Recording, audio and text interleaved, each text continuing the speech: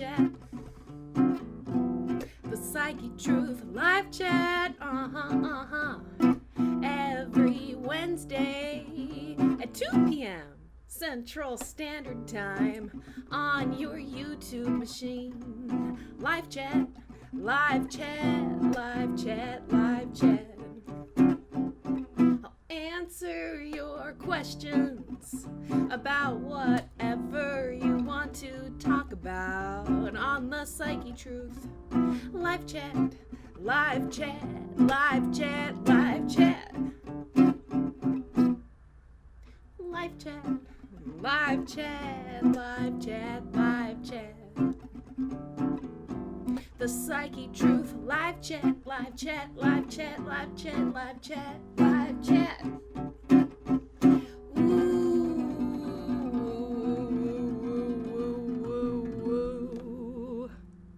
live chat.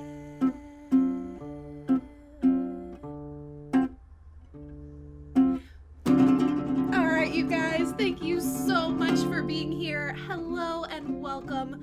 Welcome, welcome, welcome. In case you don't know me, although why would you come to my live chat if you didn't know me?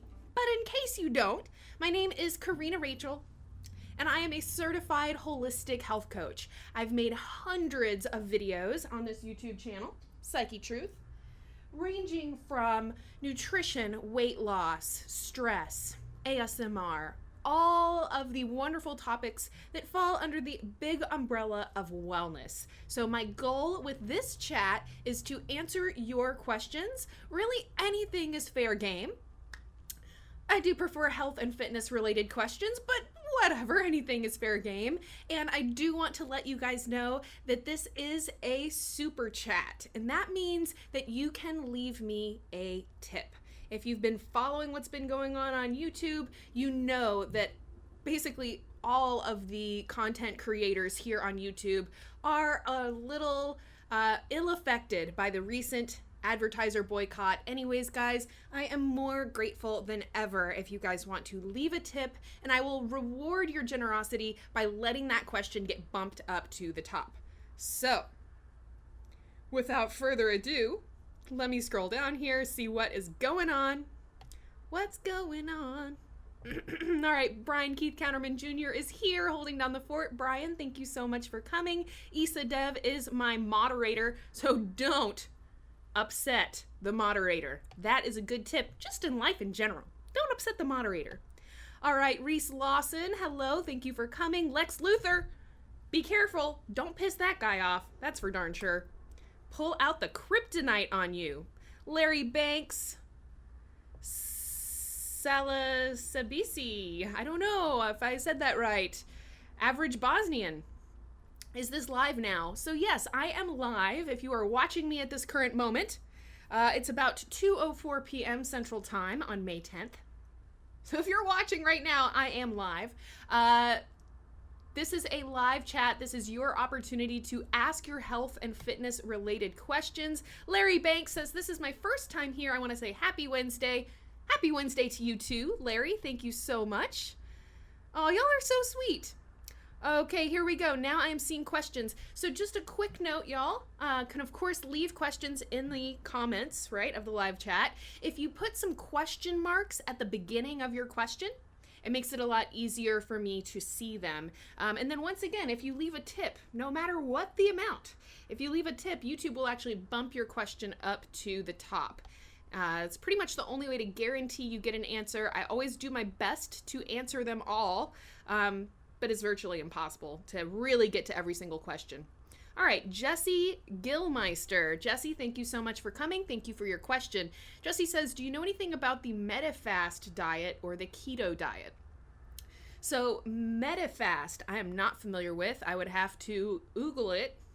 But I am very familiar with the keto diet or ketogenic.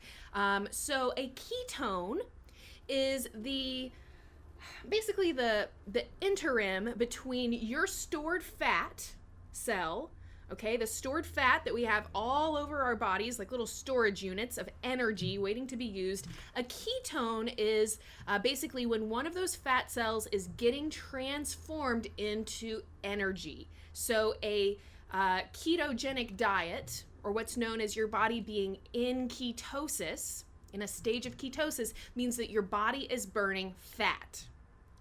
All right, so it's important to understand that your body can burn a couple of different types of fuel. So there's the sugar that is in your bloodstream when you drink a soda or eat a candy or really eat virtually anything, right? You're going to end up with some glucose or sugar in your bloodstream.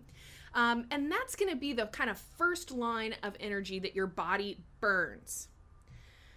So if you want to lose weight, if you want to lose fat, that's not going to happen if your body is only burning the sugar in your bloodstream, right? Then it's not burning fat. So what has to happen, and the whole idea behind a ketogenic diet, is that you help your body go into ketosis and then prolong the amount of time that your body's in ketosis. And again, what that means is your body is burning fat for fuel instead of burning sugar.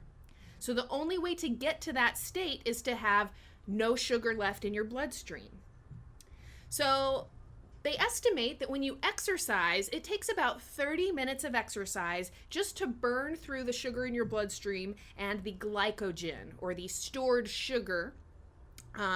There's glycogen that gets stored in your liver. I believe there's glycogen stored in your muscles. But basically, that's still sugar, right?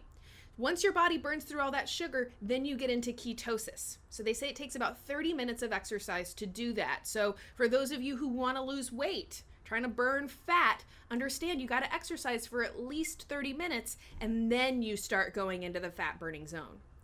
So a ketogenic diet is about keeping you in this ketosis state for as long as possible. And basically what that requires is not eating any sugar or carbohydrates. Because whenever you eat sugar and carbohydrates, that puts the sugar in your bloodstream. Your body's going to burn that before it starts burning fat. So the keto diet, K-E-T-O, ketogenic, this has become very, very popular. I know several people personally that have lost a lot of weight just by following this lifestyle. But it's a very, very restrictive diet. Okay, basically it means you can have 0 sugar. Now, there are a lot of vegetables consumed in a ketogenic diet. And of course, there is some, carbohydrates and sometimes even sugar in your vegetables. But other than the carbs that you get from vegetables, there's literally like no sugar, no grains, no bread or anything like that. Because as soon as you eat that sugar, your body goes out of ketosis, out of that fat burning mode and back into the sugar burning mode. So just to kind of tie this up in a neat little bow, ketogenic diet, very, very effective for helping you lose weight. Like I said, I know lots of people for whom this diet has worked. It is a very restrictive diet. It's not super easy to follow, and you can't have your cheat days and stuff like you would have with other diets, because once your body goes out of ketosis, you kind of lose all those benefits you're trying to get. So Jesse, you didn't really have a very specific question related to the ketogenic diet. I hope that my answer helped to give you a little bit of information. If you have a follow-up question, something more specific that you want to know about a ketogenic diet, let me know.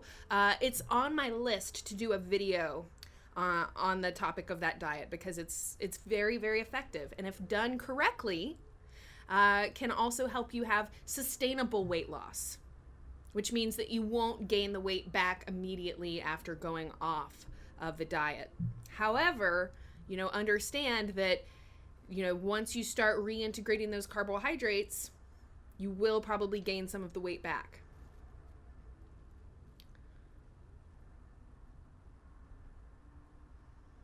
All right, Vera Zelezniak. Vera Zelezniak. Vera, thank you so much for your question. She says, I've just bought a glucose monitor. Any suggestions for collecting the most useful data? I don't have diabetes. I just want to be able to figure out my insulin levels with it. Okay, so glucose monitor is not the same as an insulin monitor. Now, your glucose levels and insulin levels are very closely tied. I like to think of insulin as like the Uber for sugar. It's like the lift or whatever it's called. There's a fasten. There's a bunch of them now, right? But it's like the little Uber, the little transport vesicle that carries sugar around to different parts of the body so that it can be used. Insulin is also known as the fat storage hormone, because at which point the body starts to say, all right, insulin, just keep on driving. I don't need any more sugar. Any excess sugar that's left in that Uber gets transformed into fat. So, it is worth noting that your glucose levels are going to be strongly tied to your insulin levels. Because once there's sugar in your bloodstream, your pancreas releases insulin so that that sugar can be dealt with. But again, they're not exactly the same thing.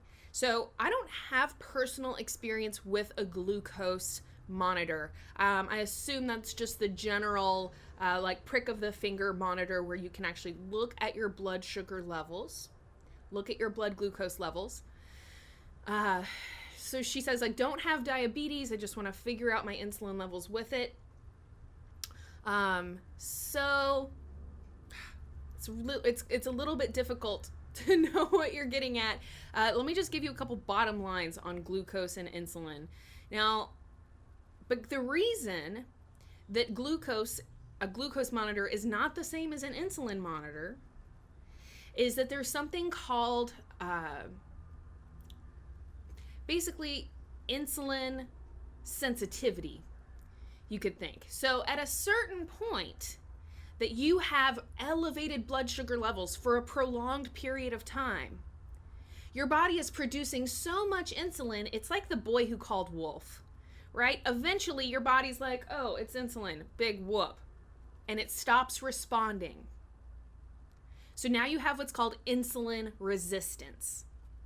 So even though there's tons of sugar in your blood and tons of insulin carrying it around, your cells are like, sorry, they stop being able to receive that insulin. And this is a big causative factor behind diabetes. Because now when you eat sugar, your body has no way of handling all the sugar that you've eaten.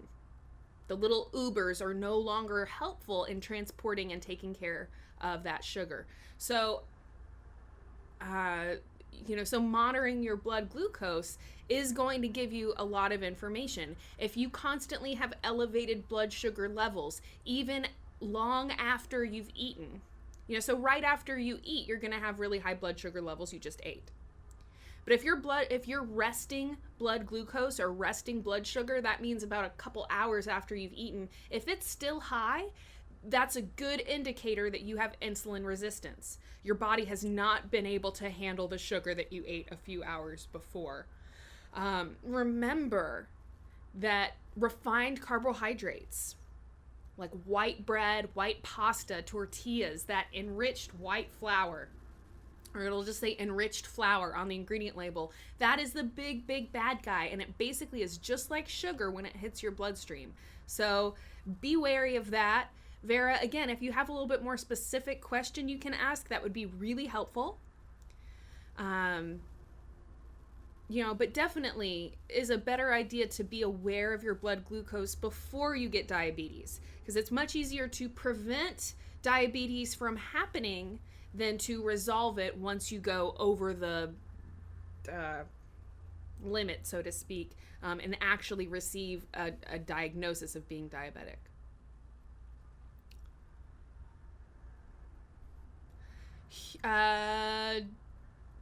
Junior Dos Guapo. Junior Dos Guapo. What is the best type of body soap to use?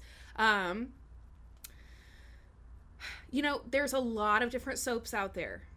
Okay. What you'll notice among virtually all of them that you find in your typical grocery store is they contain fragrance. Okay, you'll just see the word fragrance on the label, and understand that when you see the word fragrance, there's a huge list of different chemicals that can use that one name. So I avoid anything that contains fragrance. And I will stand there in the grocery store for 2 hours reading ingredient labels so I can find something that doesn't contain fragrance, because it's in almost everything. So that's something to look for. staying away from those fragrance molecules, okay? A lot of times those chemicals are actually toxic to the body. They're not good for you. They're not healthy, as compared to something like essential oils, which could give scent to something, and that's healthful for you. Essential oils actually have health benefits, and they're not toxic. Minimally, they're not toxic. The other thing you can look for is sodium laureth and sodium lauryl sulfate. This is a surfactant kind of chemical, basically like a scrubby thing, right? So it's in a lot of soaps, it's in a lot of toothpastes. That's another one that I try to avoid, sodium lauryl and sodium laureth sulfate. A lot of times if you're looking at a bottle of soap or something, it'll say no SLS, because this is a really common one that people are avoiding now. We can also talk about preservatives like methyl and propylparaben. This is another, additive ingredient that I do my best to avoid because it has been implicated with cancer. Not that it causes cancer, but when they dissect a tumor, breast cancer tumor, they found a lot of these paraben chemicals inside the tumor. So that was enough for me to be like, I'm gonna stay away from that stuff. So there's a brand called Everyday Shea that I personally use as my, I get the big giant size. It's only like $10 for a big giant size bottle. I know that's kind of a lot, guys, but for something that you use every single day, and you put it all over your body and all over your face, and you're washing your hands with it all day, it's worth it to me to know that it's a non-toxic soap, it's safe, and it doesn't contain these dangerous chemicals. The other thing to avoid is antibacterial soaps. And I know it's kind of counterintuitive, because you're like, wait, antibacterial, that would be good.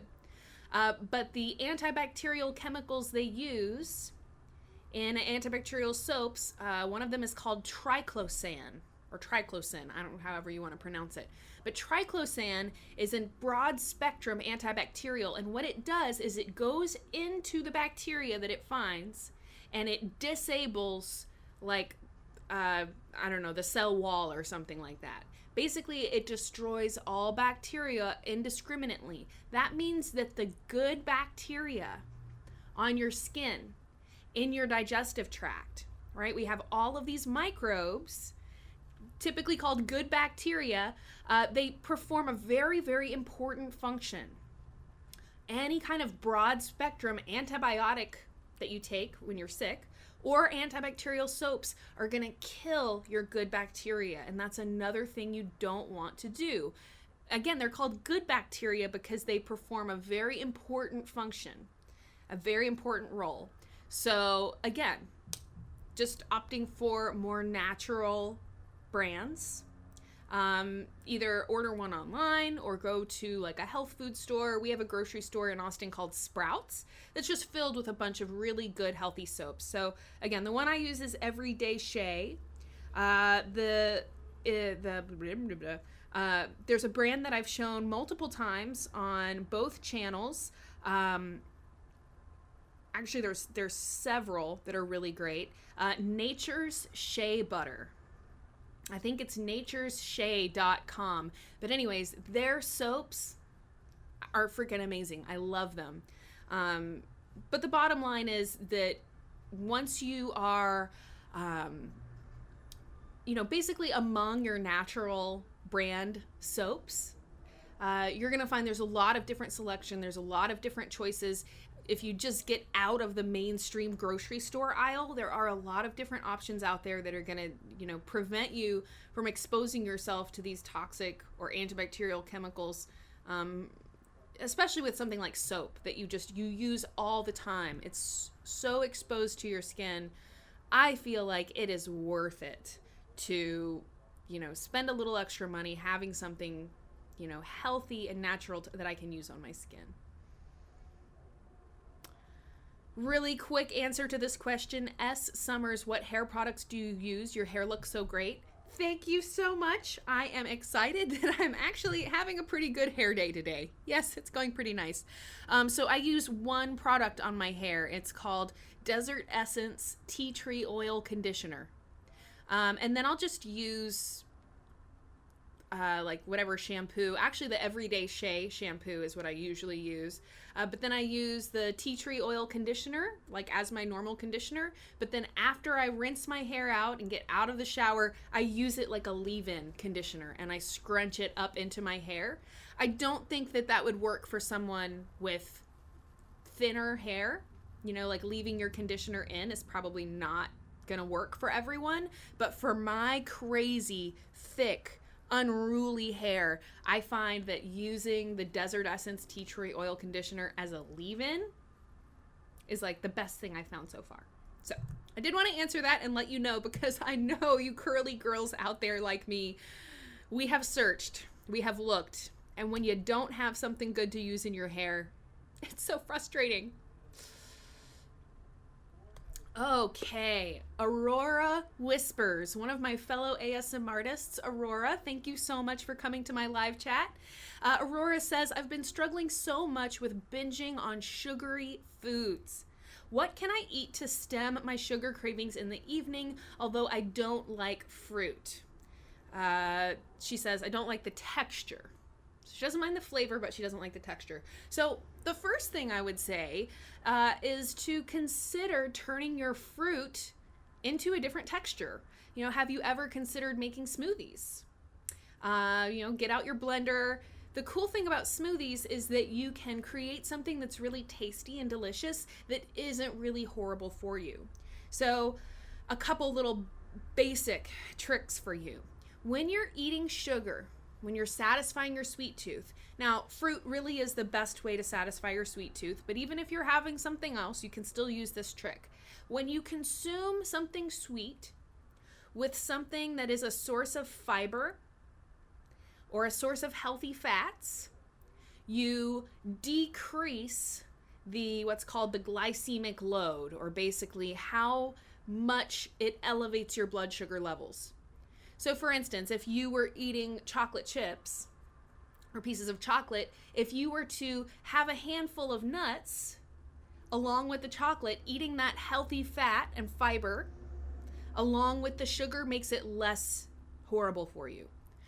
So same thing with smoothies. A lot of times with my smoothies, I'm going to add some bananas, add some strawberries, raspberries, or blueberries, or something like that, whatever flavor I'm going for. And then maybe add in something like cashews, right? Because it's going to make it creamy, but also that fat and protein and fiber that you get from those nuts helps to make that a healthier treat or whatever. You can also add in things like hemp seeds, chia seeds, again, really good sources of both healthy fats and protein that help to make it a little bit healthier, give you some more health benefits. If you were to add a handful of spinach or something like that, make it a green smoothie, now we're talking this is an even healthier sweet treat. You know, and the thing about it is, you know, if you're adding things like pineapple and, you know, really tasty fruits, then a handful of spinach, you're not even going to taste it.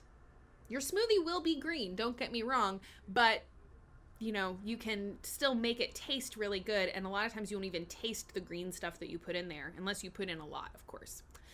So another tip for sugar cravings is eating healthy sources of complex carbohydrates. So typically these are your sweet vegetables, like sweet potatoes, beets, squash and zucchini is another great example. When you kind of incorporate these sweet vegetables, for lack of a better term, into your diet on a regular basis, it is going to reduce your sugar cravings. Because a big reason that we crave sugar, not only because it tastes good, not only because it sets off reward mechanisms in the brain, okay, that's a big part of it, but it's also for the energetic benefits or energetic properties that sugar provides. So sugar is very, very quick to turn into energy. So a big reason that we're craving sugar is that the body says, hey, I need some quick energy.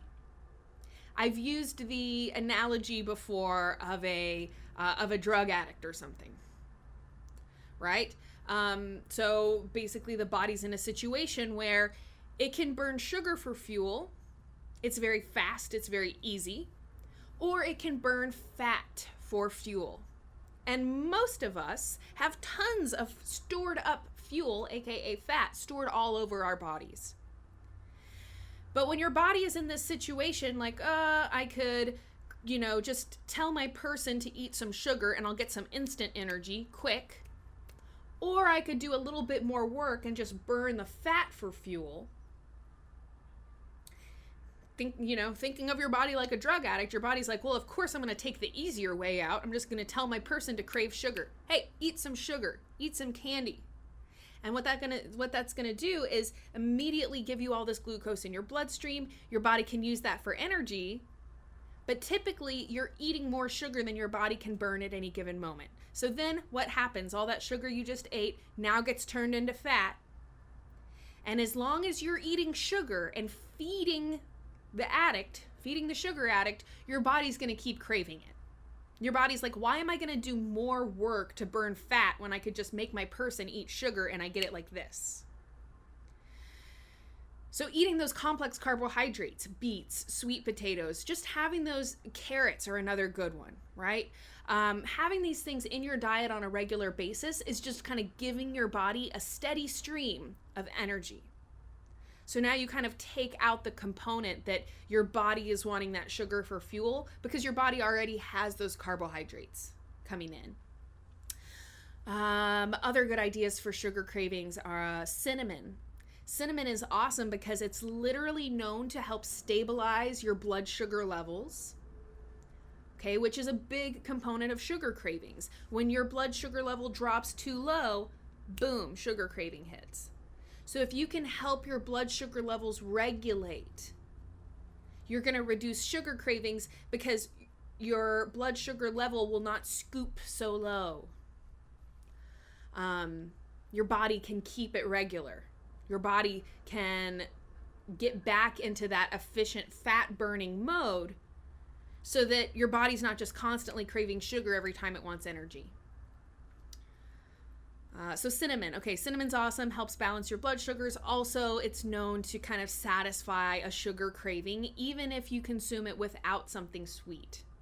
So one of my favorite little treats, like at night when I'm like, oh, I kind of want something sweet, but I know I really shouldn't eat something sweet. You can like have something like steamed carrots and sprinkle cinnamon on top. And if you sprinkle like butter and cinnamon on top of your glazed or on top of your steamed carrots,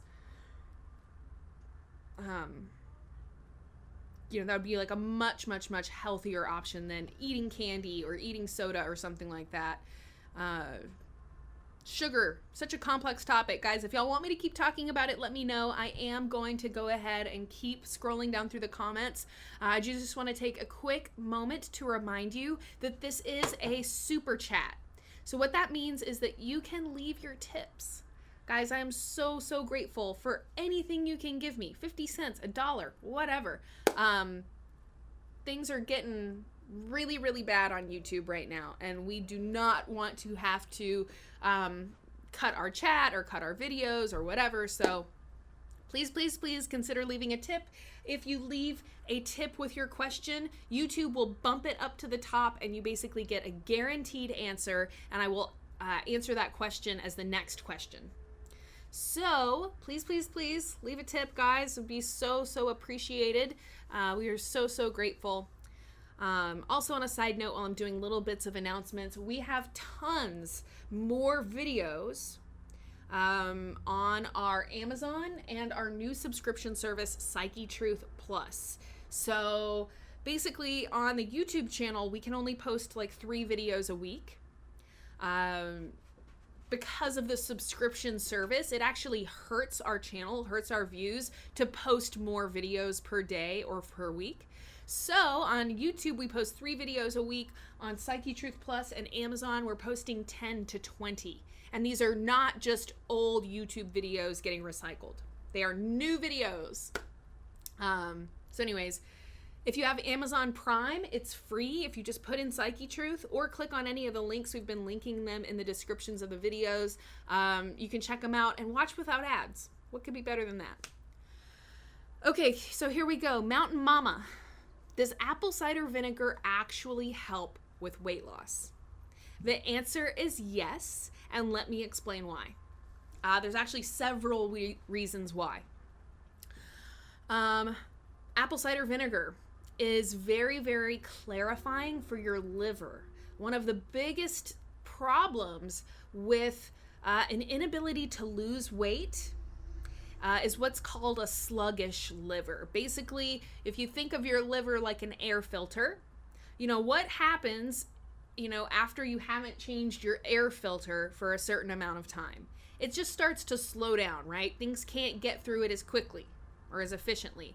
So that's kind of what happens to our liver. Years of drinking alcohol, eating processed foods, eating sugar, not eating enough vegetables, which is probably the biggest problem, unfortunately. The easiest thing to resolve, the biggest problem that most people have, is that they're not eating enough vegetables, so your liver becomes sluggish. Your liver can't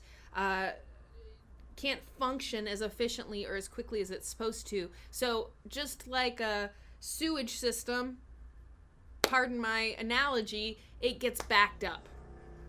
So now we have bloating in the belly. And because any weight that you lose, any fat that you lose has to get cycled through the liver, if you're trying to lose weight and your liver is sluggish, that alone can prevent you from losing weight. So apple cider vinegar is great because it helps support the liver.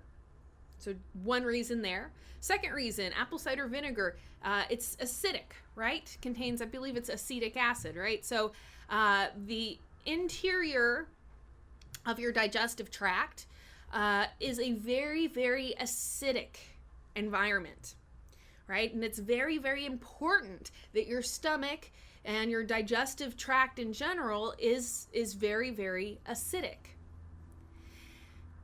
When we consider problems with digestion, problems with bloating, right? Basically, this is your body's inability to digest and break down the food in an effective time manner, right? So one simple thing we can do to improve digestion, reduce bloating, reduce belly fat, and encourage weight loss, because food isn't sitting in your digestive tract for long periods of time, is to increase the acidic environment of the digestive tract. So apple cider vinegar is an excellent, excellent way to do that. If you really, really hate the taste, there are little apple cider vinegar caplets. If you suffer from indigestion and bloating, I encourage you to take one before your meal. It's gonna, just by making your stomach more acidic, it's gonna help your body to digest that meal even better. You can also take apple cider vinegar in a little bit of water. A good practice, a good just general habit would be having a glass of water first thing in the morning with a little apple cider vinegar in the bottom. And just add as much as you can handle to taste. When you first start out, it'll probably be just a little itty bitty tiny bit. Like I used to even, fill up the cap, the cap of the bottle and use that. So you don't have to take very much. I know it's a very strong taste. You will get used to it though. I'm at the point now where I actually really like the taste of apple cider vinegar water. So you can take it in water, you can take it in caplets. Yes, it really does help you lose weight. There's actually a lot of other reasons that apple cider vinegar can help with weight loss. But those are two really, really good ones right there. And again, so much information on the internet, guys, to help you learn more and just understand more about how your body works. Because ultimately, what I've found, the more understanding that I have, the more that helps motivate me to do something. If somebody's just like, oh, this is good for you, this is good for weight loss, if I don't understand why, it's hard for me to motivate myself to eat that thing or to do that thing. So anyways, I hope that that answer helps. Okay, Salih Sebesi, I really apologize because I do not think that I am saying your name correctly. Salih Sebesi. Anyways, Corrina, how to raise self-esteem. I'm going to pause for the cause of hydration. articulate how I want to answer this question.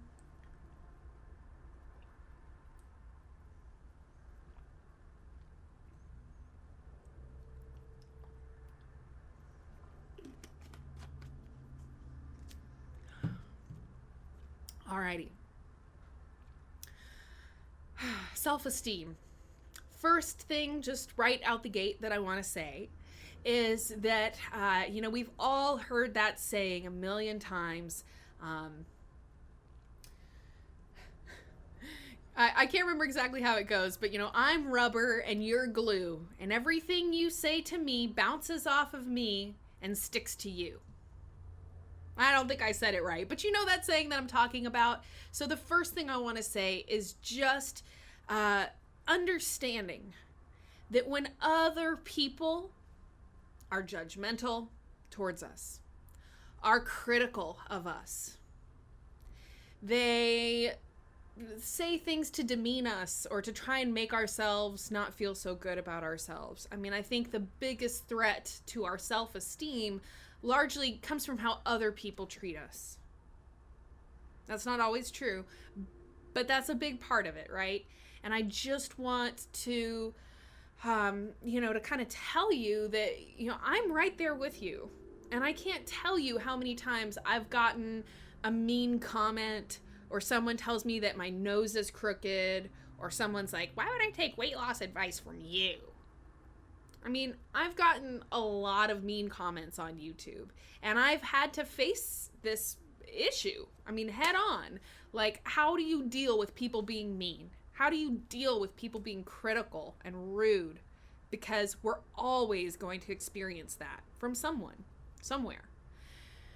So recognizing that when people are mean to us, the things that they say and the things that they do are not because of us, they're because of them. So if someone is mean to you, someone is judgmental to you, just understand that internally, they're judgmental of themselves. And a lot of times the things that, the mean things that people say to us, people really feel that way about themselves. So they project it onto other people to try and help themselves feel better. So that's the first thing. The second thing is that another big threat to our self-esteem does come from us. That critical voice inside of our head that tells us, you're not good enough. You can't finish anything you start. Why can't you be more like your sister? Why can't you be more like this person? We have a very, very critical internal environment. And largely, that critical voice in our heads is there to help us, to help push us forward, to help challenge us. But a lot of times, it's easy to get kind of worn down by that voice in our head. So the second tip I would say is noticing your self-talk. Noticing how you talk to yourself. And the first step is just to notice. When you're sitting in your room, when you're laying down to go to bed, what is the internal conversation like? Are you critical of yourself? Are you sitting there counting all the things that you did wrong that day? And the more that you can just start to notice how you're talking to yourself, that's the first step in taking control of that voice and stopping it from being so critical all the time. Now, this is totally easier said than done. It's not an overnight instant thing like, oh, just think nicer thoughts about yourself. I know it's not that easy, but the first step is just noticing. And if you start to notice that the way you talk to yourself is far worse than the way anyone else talks to you, then that's something you need to work on. Whole long topic in and of itself right there I could talk about, but let me move on to the third thing. Third thing is that, I think the best thing for our self-esteem is doing something that we enjoy, and especially if it's something creative. And when I say creative, I don't necessarily mean artistic, I just mean it creates something. What is something that you can do, either something that you make or something that you do that can help other people? that creates something positive for you to put out into the universe. So for me, when I do this live chat, or when I make a video with helpful information in it, or when I film a yoga video, so I don't actually do the yoga videos, as you guys know, but I film them all, right? I'm the one behind the camera. All of the yoga videos on this channel, I'm the one behind the camera, all right? So, when I make something that I feel is positive and that can help people, that right there is the biggest oomph to my self-esteem. Because I'm like, wow, I did something that could help someone else. So this tip could be seen a couple different ways. Maybe even break it up into a couple. Creating something positive. Or just expressing yourself. Even if it doesn't create something positive, doing something that helps you express yourself will help you feel better about yourself. Playing music. Another thing that I do that really helps my self-esteem, not because I have a bazillion YouTube subscribers, because I don't. I think I have like 10,000 subscribers on my music YouTube channel, which is awesome. And I'm like, whoa, 10,000 people like my music? That's amazing. That makes me feel really good. But what really is esteem boosting for me is not how people respond to my music. It's just making it. It's just expressing myself, doing something that I like. So if you're having problems with self-esteem, I would encourage you to sit down and think about, what's something that I do that I enjoy, that I like, that helps me express myself.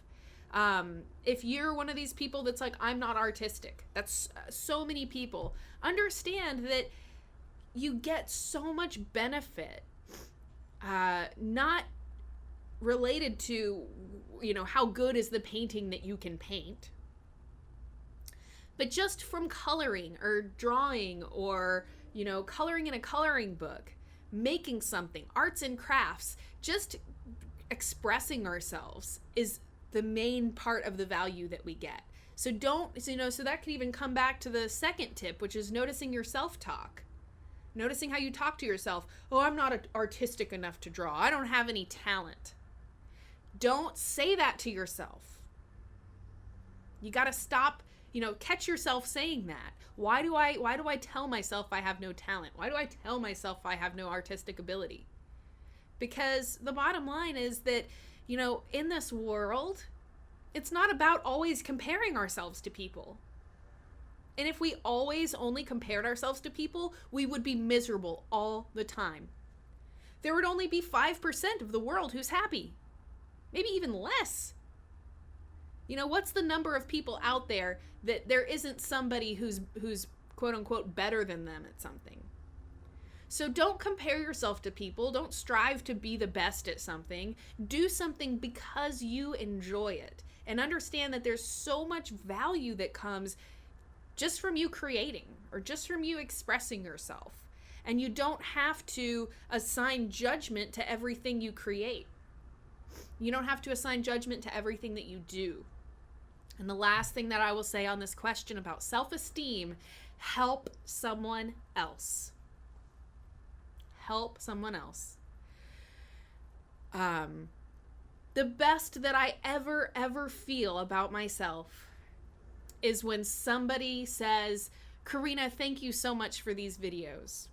You really helped me lose weight or do this thing, or you helped me feel better about this. Or Corrina, your videos help me sleep at night.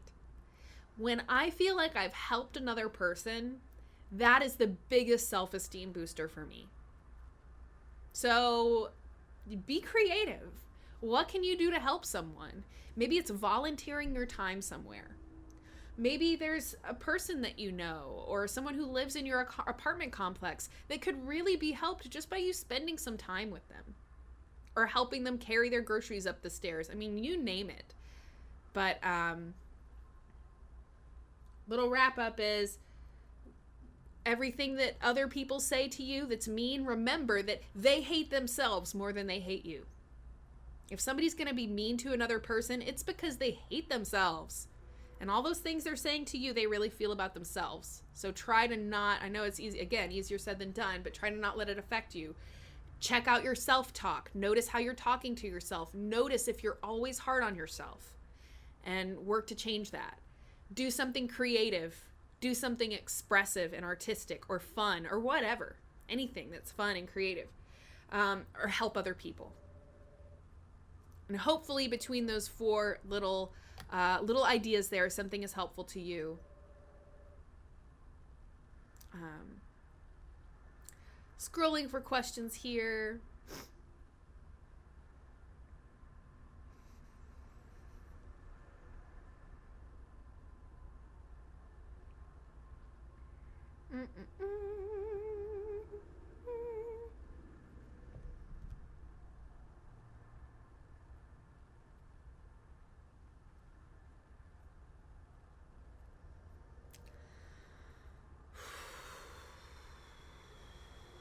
Man, so many questions. This is challenging. Cindy Duran, my 15-year-old has been a vegan for 2 years and is complaining of headaches. She's great at keeping hydrated and getting protein. What could be the cause? Also, she gets regular exercise.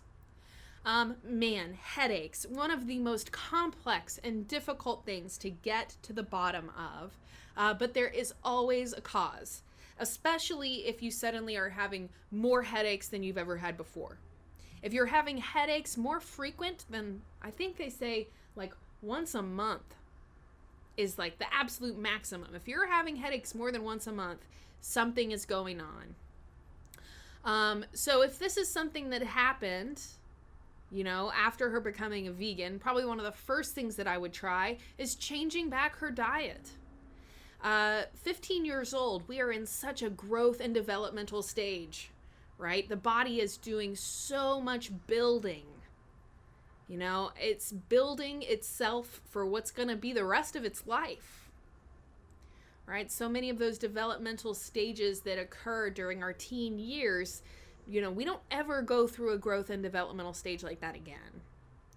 So it is very difficult to do a vegan diet correctly and to get all the nutrients that we need on a vegan diet. And I would say especially when you're in those growth stages, being a teenager, it's so important for you to get all of the nutrients that you need. I personally feel like, you know, a vegan diet at that time is not the best idea. Not that it's the worst idea, and not that there aren't people who have been perfectly fine, healthy vegans at that age. You know, but if you go vegan for 2 years and then you start getting headaches, I mean, that to me sets off kind of red flags. So, you know, I would, Cindy, here's my recommendations. I would encourage her or you, since you might be better at this, to keep a food journal. All right. And just kind of keep track of like how many headaches is she having per week eating this way. And then as you start to make changes in the diet, you are keeping track and trying to just trying to observe if the headaches change. And you're not going to have an immediate result. So you'll probably have to do like 2 weeks or even 3 weeks of changing the diet before you'll really start seeing any trends.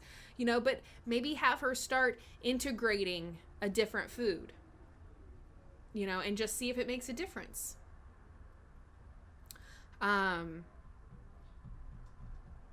You could also consider that maybe she's, you know, something she's eating, has a food allergy to. So you could even try taking other things out of the diet.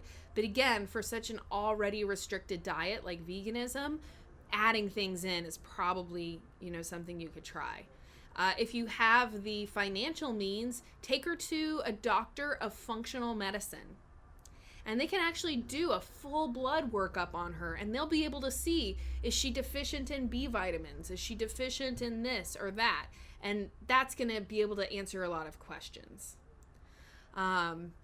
B vitamins are one of the most common things that vegans become deficient in. So consider maybe giving her a B vitamin, you know, B complex supplement.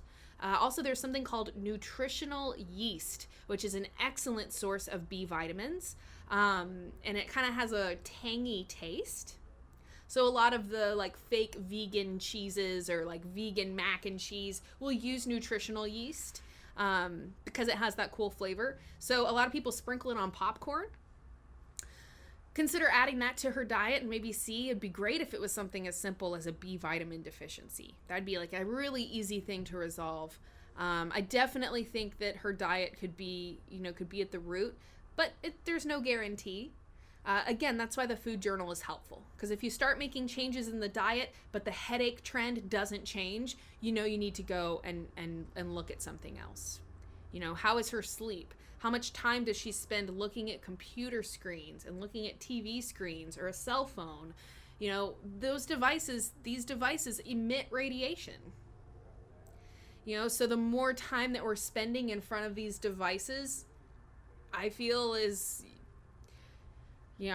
definitely a potential causative factor for headaches. I know myself personally, if I've been at the computer all day and then I'm on my phone, working or doing emails or whatever, and then I watch TV, it'll oftentimes give me a headache just from too much time in front of a screen. So that's another thing you could look at, especially for teenagers. I think that is definitely a potential factor.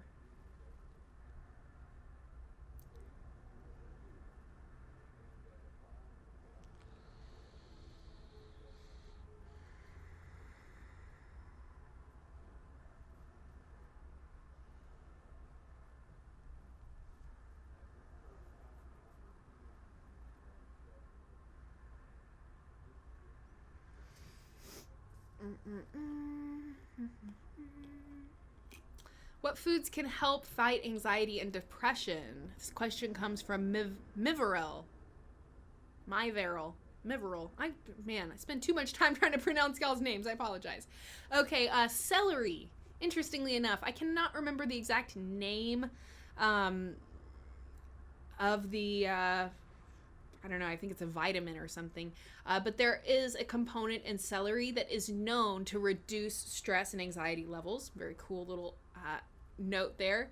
Bottom line, I would just give the same kind of, general recommendation that I give for health in general, which is eating natural foods and understanding that the more you have processed foods in your diet, these foods contribute to things like anxiety and depression, partly because of the nutritional deficiencies.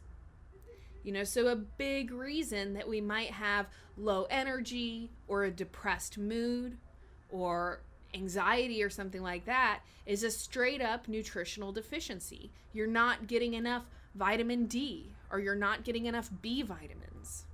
B vitamins are a big component in anxiety. So again, that nutritional yeast that I was mentioning in the last question, that could help fight your anxiety and depression simply because of all those B vitamins and minerals that it provides. So staying away from the processed foods is super important. Also, that refined sugar that's in everything, the high fructose corn syrup, all that stuff is terrible, terrible, terrible for you. Not only your health, but also your mental health, your brain. Your brain is made out of fats. Okay, so another thing to consider is, what is your healthy fat consumption like? If you're on a fat-free diet, or you eat a lot of fat-free foods, lean meats, things like that, simply that deficiency of fats can be related to certain, mental health kind of issues. Let's see. So stay away from sugar, stay away from caffeine, staying away from the processed foods in general, and replacing them with your natural foods, fruits, vegetables, whole grains, legumes. All right, so that's your bean category, basically. If you eat meat, that's fine, but stay away from those fried meats, barbecue meats, processed meats. Probably the worst of the worst, all right, is when we eat like a processed meat product or a processed food with meat in it. And it has all these crazy ingredients. And then among the various fruits and vegetables, there are certain ones associated with fighting anxiety. Again, celery is a great example.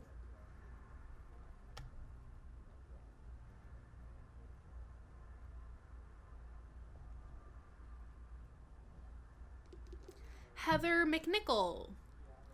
Hey, Corrina, what are your thoughts on a 30-day workout challenge? I do one every month, but I'm wondering if this is good for your body and building muscle.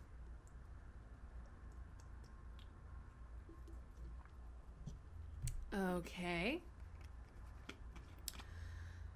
You know, I hate saying this as an answer, but it really depends on the 30-day challenge.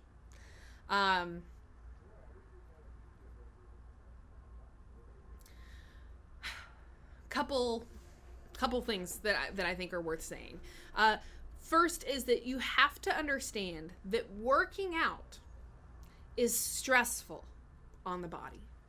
When you are actually in the middle of your workout or you're at the gym, okay, while you're actually working and challenging your muscles or challenging your heart with a cardio workout, that workout is stressful on the body. All right, and the only way that your body actually gets stronger is actually in the rest period that occurs after that workout. So while you're actually pumping iron and doing sit-ups, your muscles aren't getting stronger, your muscles are getting destroyed. And the way you get stronger is in those rest days after the workout. So it's very, very, very important that you give yourself adequate rest and adequate sleep after a workout, and especially a really intense one.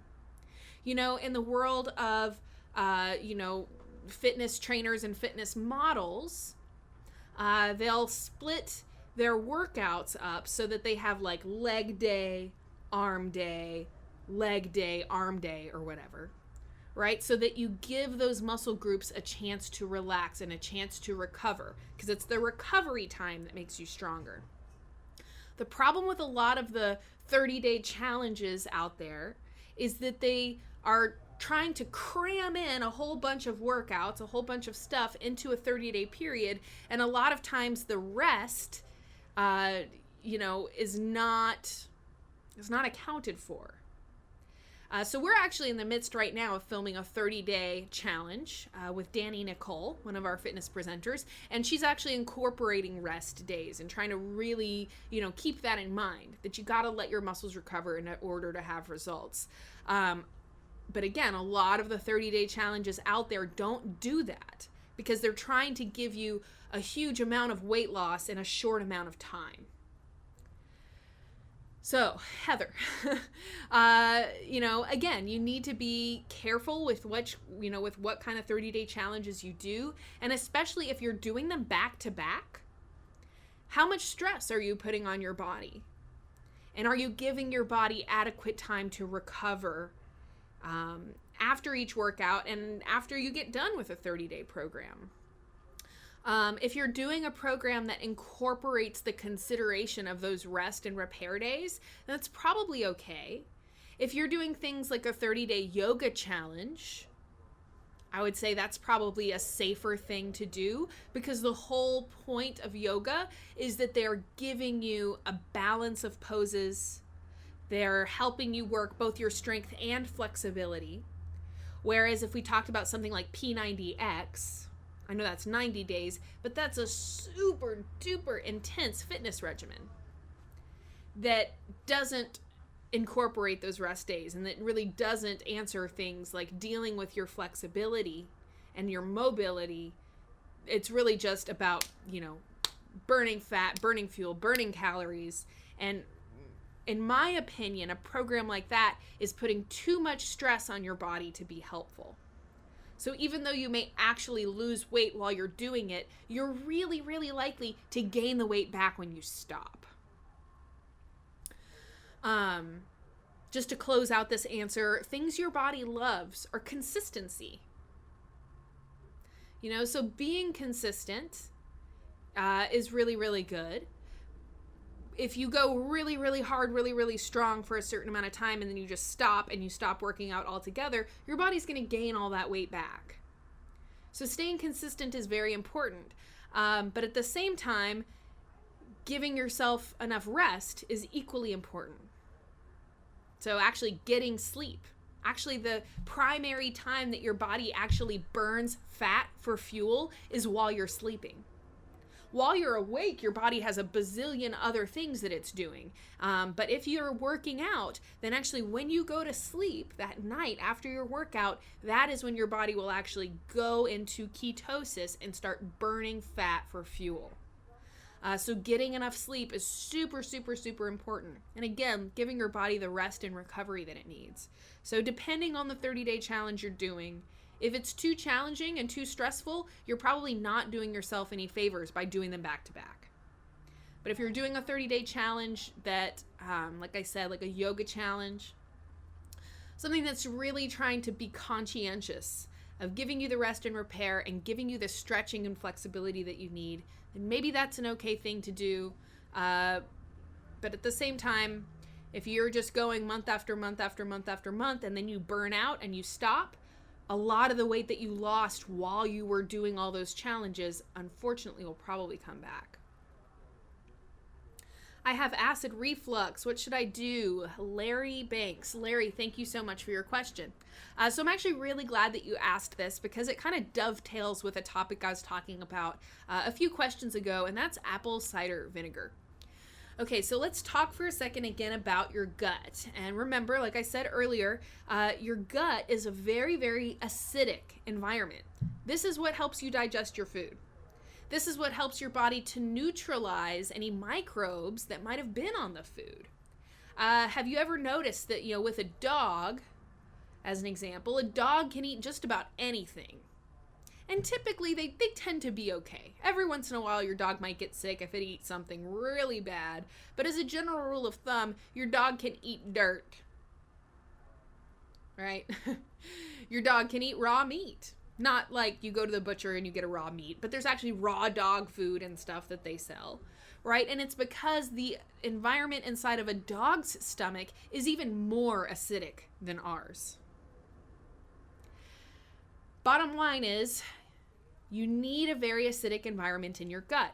What happens with acid reflux is not that your gut is too acidic. It's that your gut is not acidic enough. And let me explain. So there's a little sphincter or whatever. There's like a little door. All right. And when the stomach acid is very, very acidic, that little door closes. Because your body knows that if the stomach acid gets up into your esophagus, this is going to be very, very unpleasant. And that's heartburn, right? That's acid reflux. So what causes that little door not to open, or not to close, rather? If the stomach environment is not acidic enough, if it's too alkaline inside of your stomach, that little door won't close. Because your body is basically just not, your digestive function is not able to function the way that it's supposed to. So what you need when you have acid reflux is to increase the acidity in your stomach. And one great way to do that is with apple cider vinegar. So again, you can take apple cider vinegar a little bit in the bottom of a glass of water. If you have bad acid reflux, I would encourage you to do that on a regular basis, like once in the morning, but then also have that apple cider vinegar right before your meal. If you can't stand the taste, get the little caplets, little capsules, and take a couple before your meal. And by increasing the acidity in your stomach, it's going to cause that little sphincter to close, that little valve to close. So now all that acid in there stays in your stomach rather than coming back up and giving you that reflux. Unfortunately, the antacids, okay, so you can think about Tums. How many people do you know that sit there and they eat Tums like they're candy? Now, I don't want to imply that the people who created those drugs are just trying to sell more of those drugs. But the antacids don't solve the problem, they make the problem worse. So even though they may offer you some temporary relief by neutralizing that acid in your esophagus, they also neutralize the acid in your stomach. And thereby they prevent your body from digesting and breaking down the food the way that it's supposed to. So in order to resolve a symptom, you've actually made the problem worse. And I think what a lot of people will notice if they paid attention is that if you were to not have been taking antacids and start taking them, once you start taking the antacids, you have more sluggish digestion, you have more bloating, you have more trouble losing weight, you have energy problems, because now the food you're eating cannot be broken down and used the way it's supposed to.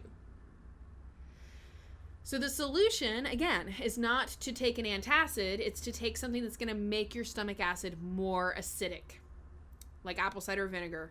There's also something called bile salts. I don't want to go off on a whole other topic, but bile salts can also be very, very effective for improving digestion and getting rid of reflux. Again, it's all just about improving your digestive system, or what should I say, the ability of your digestive system to break down the foods you eat.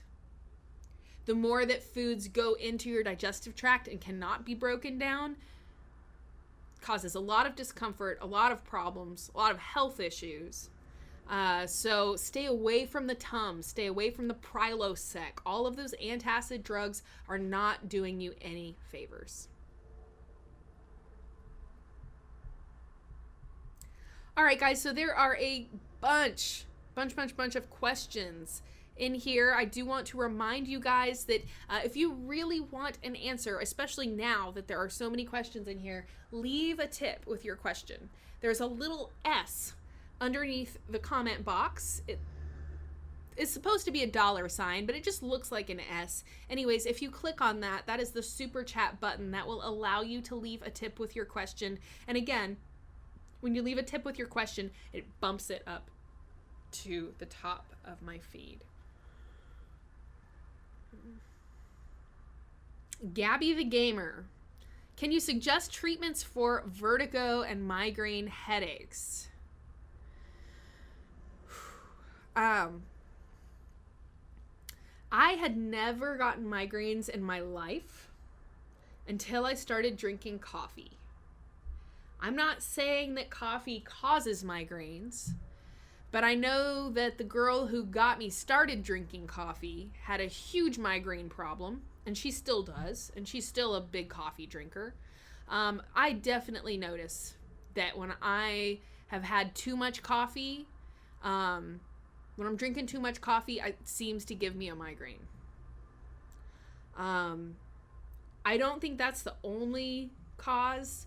I've noticed that, like a couple of weeks ago, I went out and I was playing tennis, and it was like the first really, really hot day. And I think I just got a little bit of a heat stroke. Anyways, it gave me a migraine. So putting our body under a lot of stress seems to be a big causative factor. I definitely think that caffeine has something to do with it, just because it's just too weird that, like, I had never gotten a migraine in my life, and then once I started drinking coffee, I started getting them. Unfortunately, I don't have a very, super specific answer to the problem. Migraines are one of these things that I think is very, very different from person to person. I don't think there is any one single cause. But certain things that I have found to be very helpful: reducing my coffee intake, reducing my stress, and just paying attention to when I'm making a whole lot of demands on my body, like trying to stay up really late.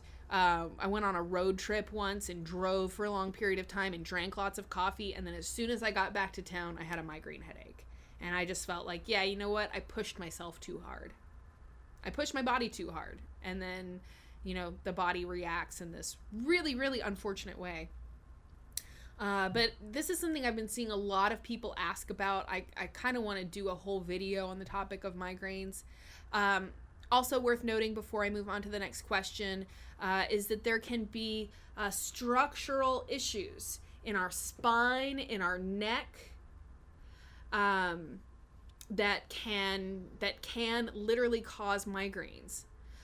So it may be a simple solution to visit a chiropractor and just have them, do a diagnostic or whatever. They probably will do adjustments on you, and that could really, really help. There's also something called craniosacral massage, and basically, or craniosacral therapy, and basically this is about, it's not the same as chiropractic, but it kind of deals with the same basic issue, which is the structural relationship, your bones, your muscles, your spine, how all of this, the patterns that we get into, if we have slouched posture, if you kind of do this, what's called forward head posture, where you do this, a lot of us are doing this at screens, right? But it's very, very terrible for the junction between your neck and your skull. So one simple thing is noticing if you're doing this and trying to pull your head back. You can even do these little exercises where you kind of are working those muscles that help hold your head upright over your spine. And ideally, posture-wise, your ear should be right over your shoulder. I don't even know if I'm there. Have to look. Anyway, but bottom line, noticing simple things like that, like if you have a forward head posture, if you're slouching a lot, those types of things can be, big issues when it comes to things like headaches. All right, guys. Oh, Simbasai Kahari. I recognize your name. You were here last week. Simbasai just left a tip, and you know what? There isn't a question. It just says, thank you for all the information you provide. I learn a lot every time that I can make it to your chat. So thank you so much for your tip. And this is like not a tiny tip either, $10. That is awesome. Thank you so much. I know you had a question last week that I answered. If you come up with a question today, please leave it. I will do my best to get to it. But thank you so much. I had started doing this thing when people leave a tip. It's like I have a bell, right? But I don't have a bell. I just have a guitar. Simbasai Kahari, thank you for your tip. All right. So awesome. Thank you so much. So kind of you. I greatly appreciate it. Scrolling down, looking for question marks.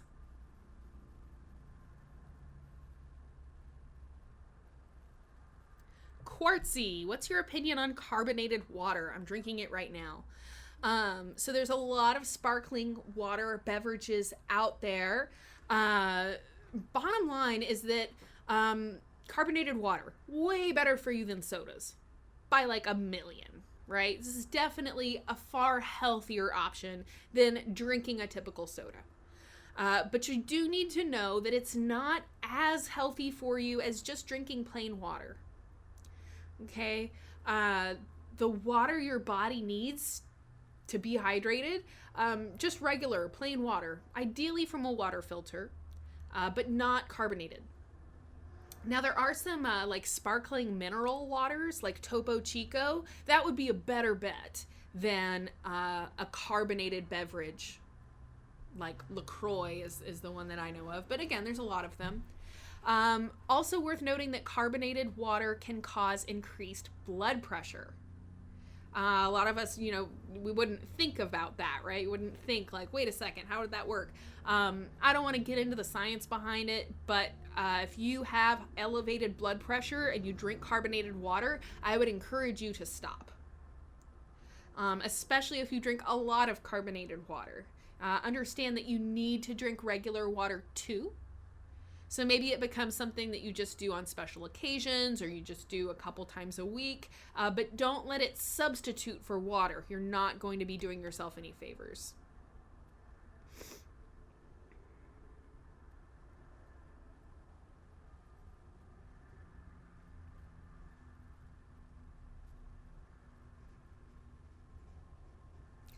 Dee Dee, I'm going to Vegas in 2 weeks. What can I do to slim or tone the belly area within 2 weeks? And this kind of dovetails. Jessie Gilmeister is following up on her question about ketogenic diet. Just wanted to know your thoughts on if it was a sustainable diet. And then somebody else had said, I just saw it. Oh yeah, there is Mick Cryan. So is it basically the same as Atkins? So a ketogenic diet, very similar to Atkins in that you are reducing carbohydrates, but it's not really the same.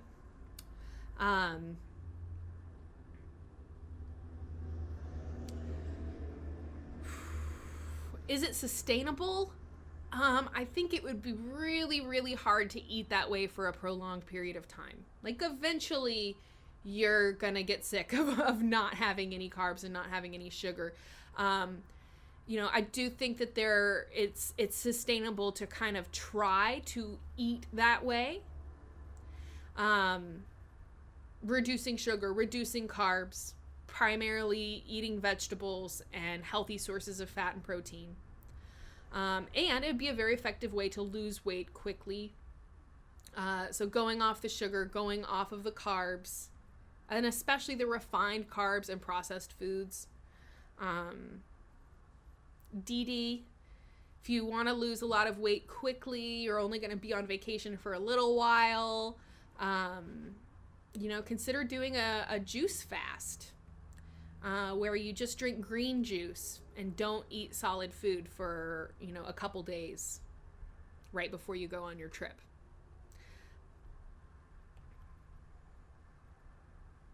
Cool. Simbasai Kahari, thank you so much. I see your question now. What are good posture practices when drawing or painting a lot? Where would I find good references?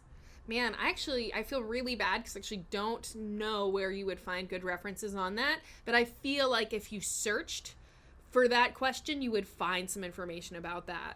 I would just kind of reiterate what I was just saying about the forward head posture. That'd be probably one of the most common things that people who are painting or drawing a lot are doing this number, especially if you're using an easel, right?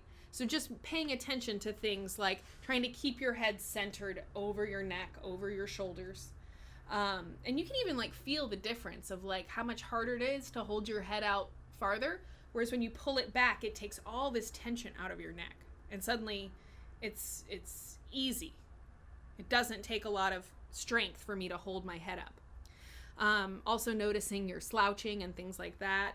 I think working at an easel is probably ideal because if you're slouched over something, drawing and painting, now, it's going to be very hard to have good posture like that. Simple postural things are like having both feet on the ground in front of you rather than crossing a leg. Keeps your sacrum more balanced and stuff. Oh no, there was somebody else who left a tip and then their question disappeared. That is one thing that I don't like about this super chat thing, is it'll just pop it up for a second. But if I don't get to it fast enough, then it disappears. Okay, so somebody left a tip. It was left in pounds. Let's see if I can find it. Oh, here it is. Ratuja Bison. And that's not pounds. What the heck is that? Okay, Ratuja, thank you so much for your question. She says, could you give some diet tips and exercise for healthy weight gain without lifting weights? My BMI is lower than normal.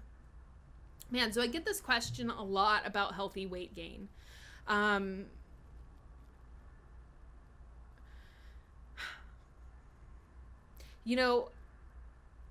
The bottom line is that you should be able to eat more healthy foods, and that should help you gain weight. It should be that simple. If you find that no matter how much you're eating of healthy foods, remember, okay, because if you're eating processed carbs, white bread, stuff like that, it is not going to help you. Even though it can cause weight gain, it's not the kind of weight that you want to gain, right? But eating healthier foods, vegetables, legumes, fruits, things that are in their minimally processed and natural state. It should be easy enough that if you eat more of those foods, you should gain weight. If that does not work, there is probably a hormonal issue at the root of your problem.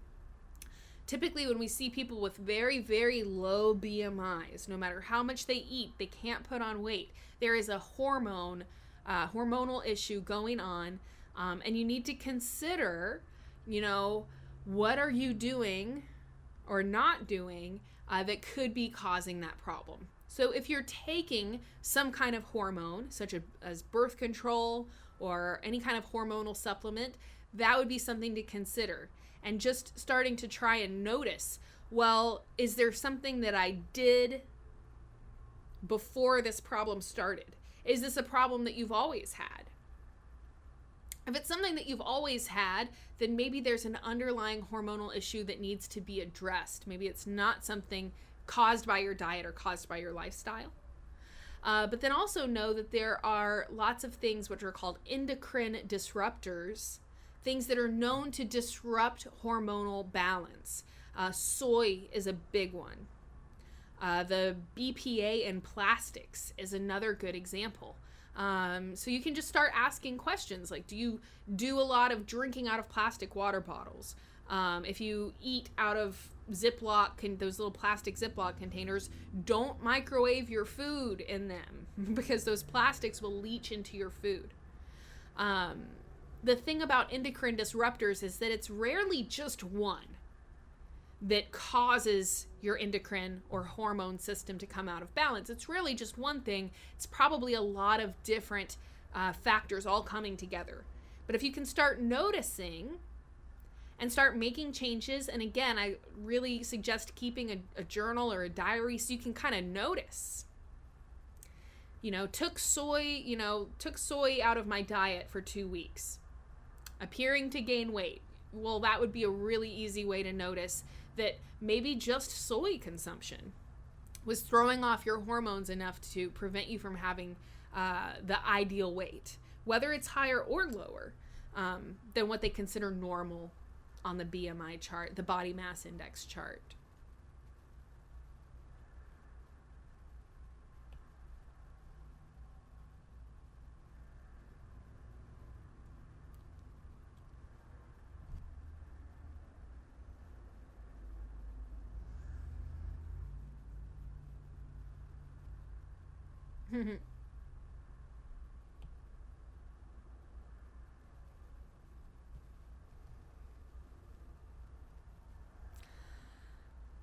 Laura VC. I always say I'm going to work out and eat healthy on Monday. Then I don't do it. Tuesday is the same, and Wednesday is too late. The rest of the week is also lost.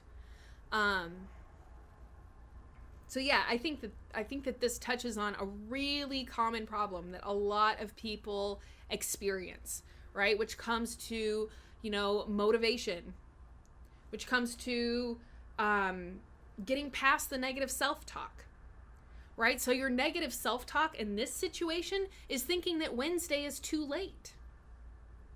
Wednesday is just as good of a day to work out and be healthy as Monday. Friday is just as good of a day to work out and be healthy as Tuesday. We kind of impose restrictions on ourselves. And I've done this too. And I'm the same way as you, Laura. I've done that same thing where I'm like, oh, I missed my chance. Oh, I'll have to wait till next week. Don't wait. You have to almost try to have not an out-of-body experience, but seeing yourself from an outside perspective. Because inside of our heads, we have all these expectations, and we have all these kind of self-imposed restrictions. Another good example is people who are like, what's better, to work out in the morning or work out at night? And it's like, what's better for you? If you work out. Period. It doesn't matter if it's in the morning. It doesn't matter if it's in the evening. All you got to do is do it. So I see people time and time again being like, oh, I work out in the mornings. And then if they miss their morning workout, they're like, ooh, well, whoops. That's a restriction. That's a self-imposed restriction on yourself. And really what you should do is work out whenever you can. If it's in the morning, great. If you miss it in the morning, do it in the evening. So same thing for something like this. If Monday, and I'm the same way. Like Mondays, I always have these good intentions, but then Monday is stressful. Monday kind of sucks. So then you're like, I deserve to go out and eat a burger, or I deserve to go out and do whatever. And that's fine. Do it. Do whatever you're going to do, but then know that Tuesday or Wednesday or Thursday is just as good of a day to be healthy and eat well and do your workout. So, another self-imposed restriction is that we have these expectations of ourselves. Like, I want to do this, this, this, and this. Or I want to work out for this amount of time. And then suddenly it almost becomes like an all or nothing thing where we feel like, okay, I'm either going to do all of it or I'm not going to do anything. And suddenly you've created a self-imposed restriction because rather than just doing what you can, you gave yourself this certain expectation, and if you thought you couldn't reach it, you just didn't go for anything. So give yourself easier goals. Give yourself easier expectations. And realistically speaking, the goal is to try and have no expectations and just do your best. But if you set easy goals, really easy goals, guess what? You're much more likely to meet them. And even if you only were, setting these little goals, like 3 minutes a day of exercise or stretching, or I'm going to eat 1 serving of vegetables per day, or once a week, I'm going to eat a salad. Once a week, I'm going to replace a soda with a healthier beverage like water. The more you give yourself these really easy goals, really easy tasks that you can really see yourself doing, you'll start to build your wins.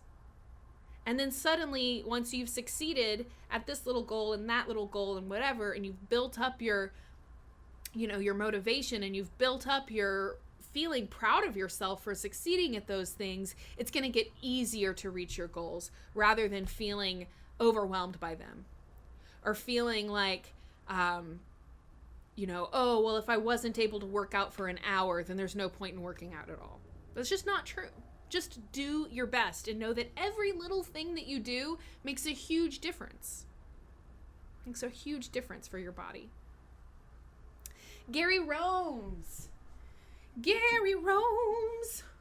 Ooh, Gary, you're my hero. All right, Gary Romes just left a tip. Thank you so much, Gary. And he says, Corrina, I wanted to know if replacing refined sugar with raw cane sugar has any health benefits. If so, are there any brands you could suggest? Okay, so Gary, thank you so much for your question. I think most of you guys know that I'm looking for, be a good example. I could use this eraser. I like to think of things on a spectrum. Because ultimately things aren't just as easy as black and white. So let's talk bad. And I don't know which end I should start on. Which end should I start on? Bad? Good. Oh, is this even showing? If I want to talk about a spectrum, it has to show in the camera at least, doesn't it? There we go. All right, so let's talk about a spectrum. Let's talk about the I don't know which way to go. Just kidding. All right, so let's go from good to bad, or bad to worst, bad to good. Your worst sweeteners. Is that refined sugar, like you've talked about in your question here? Things like high fructose corn syrup. Also your artificial sweeteners like sucralose, aspartame, and acesulfame potassium. Anything that you eat that says sugar-free on the label probably contains those artificial sweeteners. And unfortunately, even things that don't say sugar-free will now contain them. I think it's just because the food industry wants us to get used to those flavors. Also, somebody makes money every time they sell artificial sweeteners to a food company, right? So there's a profit motivation too. But the high fructose corn syrup, artificial sweeteners, refined sugar, those are your worst of the worst. As we start to move towards healthier sweeteners, raw cane sugar, I do think that it is at least slightly healthier, slightly better, because it's less processed. Okay, we hear that raw part. Okay, that means there is less processing, but unfortunately, this is still a bad sweetener. It's going to give you very, very elevated blood sugar levels. Part of this is just because it's concentrated, right? I've used this analogy before, so forgive me if this is a repetition, but think about cocaine, right? So you've got a whole field of little coca plants growing, right? And you could take a leaf off the coca plant and you could chew on it and you would get a bit of a sensation, right? But when they make cocaine, they take a huge amount of that plant, a huge amount of those leaves, they put them through a processing process, and then what is produced is a highly concentrated version of the plant that has become an incredibly harmful and addictive drug.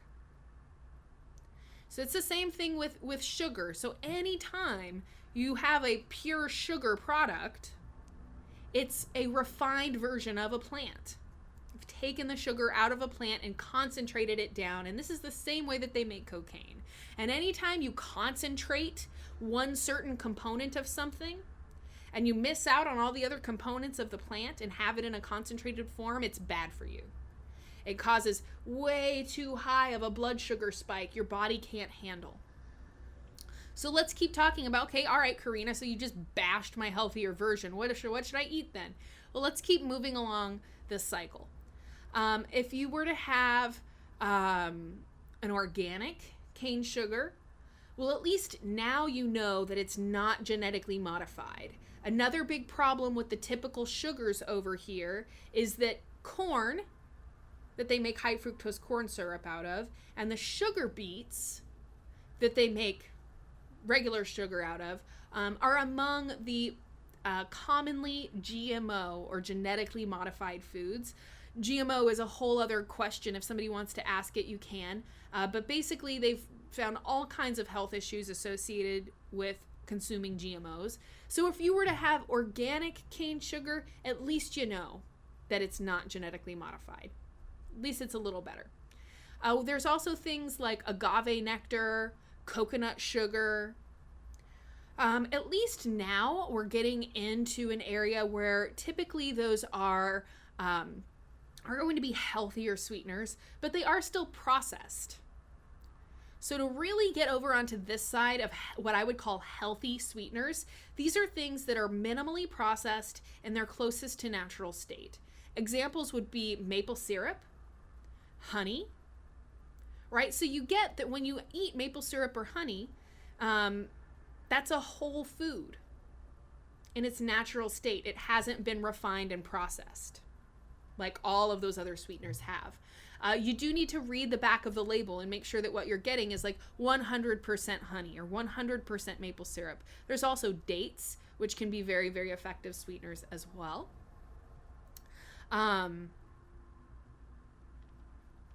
Fruit is probably the healthiest way to satisfy a sweet tooth, because while it does contain that sugar, it does contain that sweetness, it also contains a bunch of fiber, a bunch of nutrients, and all of these other really good components that give you health benefits and make that a healthier thing to consume.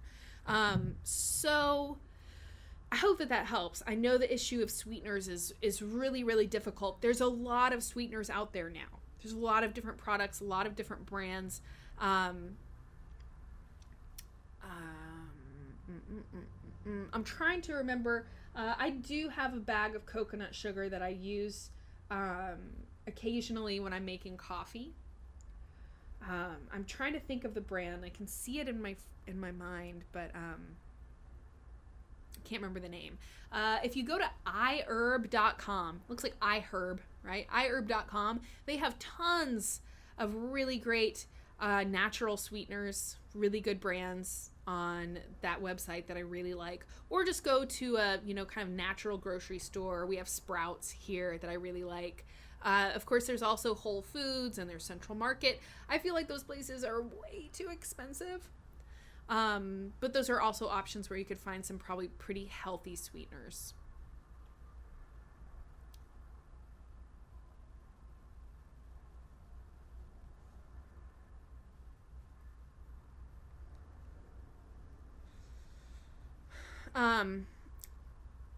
It's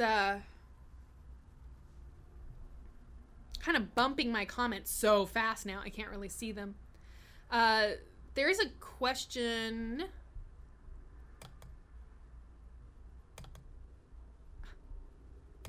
Okay, I have another tip from Alicia Johnson. Alicia, thank you so much. It looks like there is not a question with your tip. So Alicia, if you have a question, please ask it. You deserve an answer in exchange for your very generous tip. Thank you so, so much. However, it's blank. It's showing me that there is not a comment or a question with your tip. So thank you. There's another tip. It doesn't even tell me who it's from, and it says message retracted. So I don't know what the heck to say about that.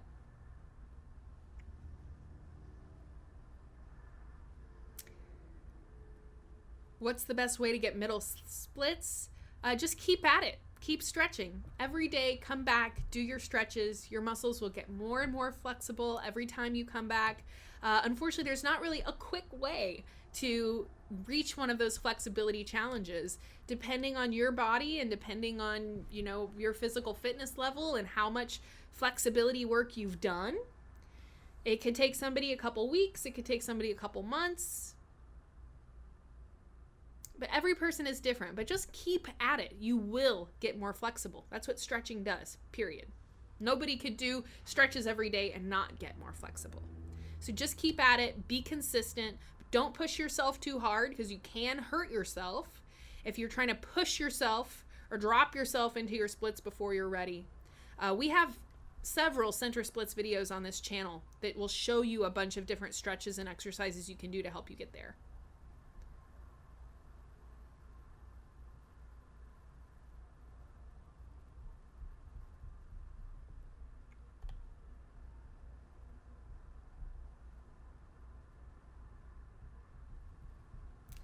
All right, guys, so it is 3:38. It's the time that it is telling me that it is on my computer. I mean, it's probably right. Why would it tell me that's the wrong time? So anyways, guys, I think I am maxed out. I tell you what, my brain is doing that thing where it's just like...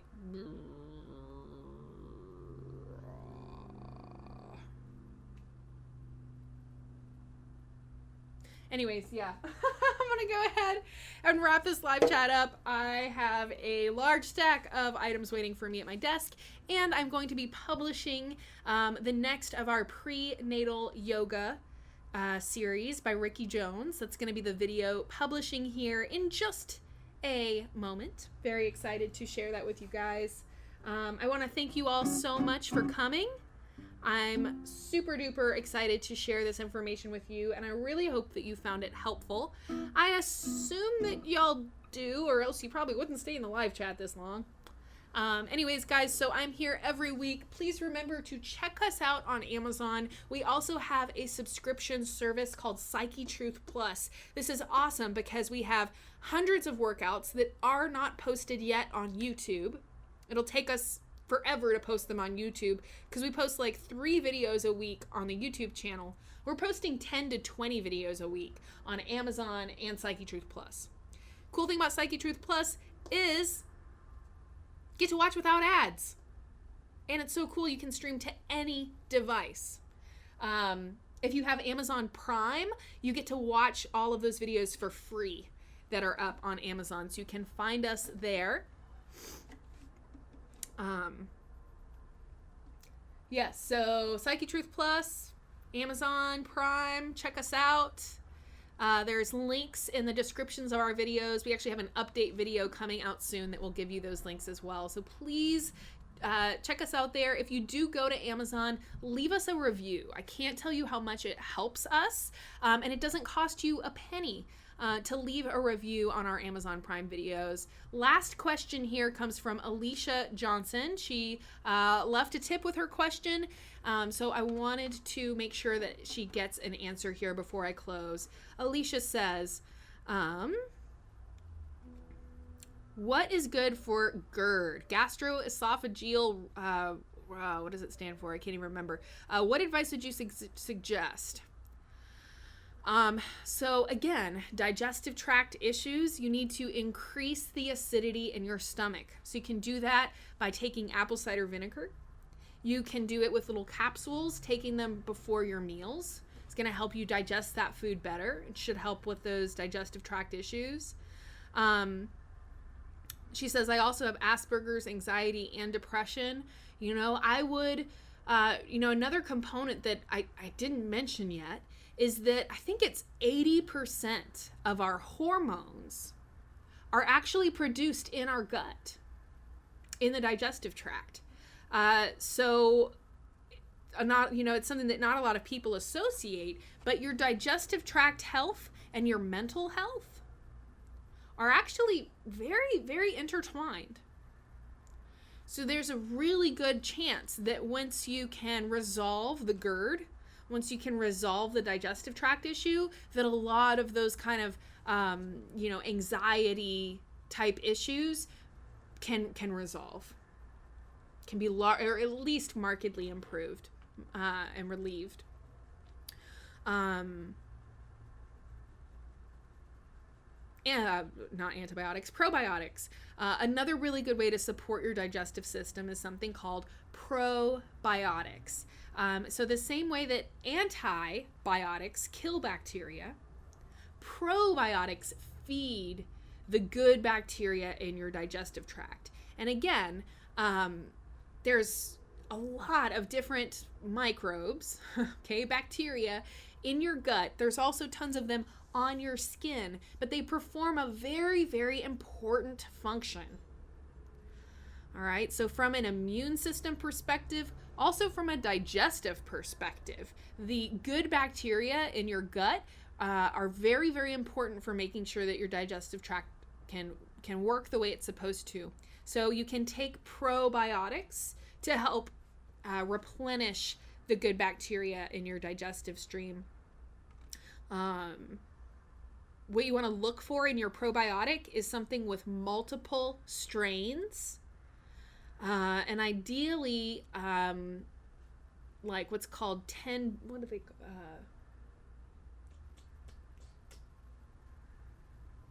I can't remember the little unit that they use, but as you're looking at different varieties of probiotics, I actually have a whole video on the topic as well where I show a couple. Finding something with multiple strains is going to be very, very important. But check that out. See if that works. See if that helps. I always kind of encourage people to, try the least invasive solutions first. Try the things with the least amount of potential harm first and see if that helps. So probiotics, apple cider vinegar with your meals. I really hope that is helpful for you. And again, I think I'm going to do an entire video on these digestive tract issues because there's been several questions on that, not just today, but in the last couple chats. I'm seeing that time and time again. All right, guys, so thank you so much for being here. Again, my name is Corrina Rachel. I'm a certified holistic health coach. I'm here every Wednesday at 2 p.m. Central Time. So I will hope that you will come back and join me. Leave your questions. Remember to check us out on Amazon.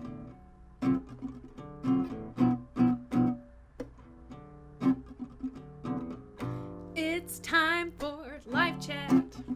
Ooh, the Psychetruth live chat.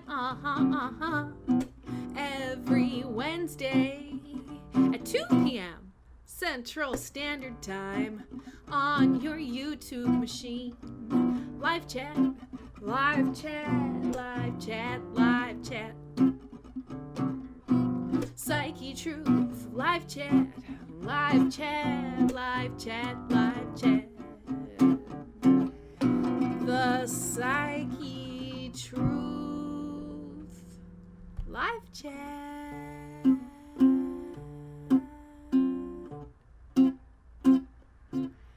Thank you so much. Oh, Angie O. She says, you're the best health coach on YouTube. And I get this cute little heart. Thank you, Angie. That is super sweet of you. I love all you guys so much. It means so much to me that you would take the time out of your day to be here. I really hope that this live chat has been valuable for you. And I really, really hope you'll come back and join me again next week. Thanks so much, you guys. Have a great day. Be healthy, be well, be happy, and I will see you very, very soon.